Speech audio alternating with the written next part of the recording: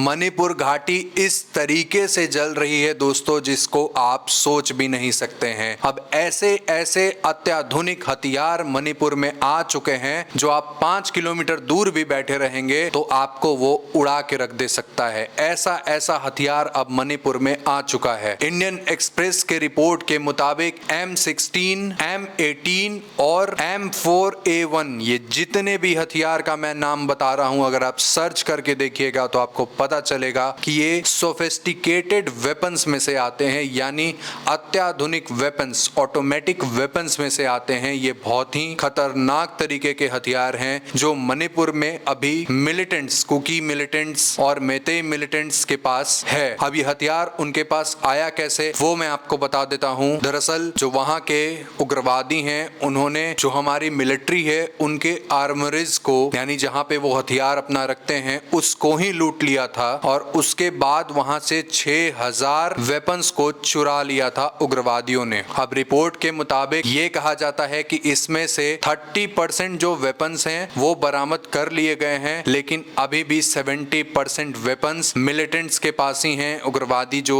हमला कर रहे हैं सिविलियंस पे उनके पास ही हैं। आपको बता दें कि 1400 वेपन जो बरामद किए गए हैं उसमें से जो हमारी मिलिट्री है उनका कहना है कि जो 800 अत्याधुनिक हथियार मिले हैं वो तो हमारे हैं ही नहीं। हमारे जो हथियार हैं वो 600 हथियार पाए गए हैं जो कि नॉर्मल वेपन था, वो अत्याधुनिक नहीं था। तो भाई ये आखिर अत्याधुनिक हथियार जो है वो मणिपुर के हमले में आ कैसे रहा है, सवाल यहाँ पे ये उठता है। कहां से ये उग्रवादियों के पास हथियार आ रहे हैं। आपको बता दूं दोस्तों कि मणिपुर के जो उग्रवादी हैं वहां पर के जो सिविलियंस हैं वो बेचारे बचने के लिए वहां के जो फर्स्ट चीफ मिनिस्टर थे M कोइरेंग सिंह जिनका नाम था, उनके घर को यूज करते थे ताकि वो वहां पे बच सके, वहां पे जाके छिपते थे। और इन उग्रवादियों ने उस घर को 5 किलोमीटर रेडियस के रेंज से लिया और वहां पे रॉकेट को दाग दिया।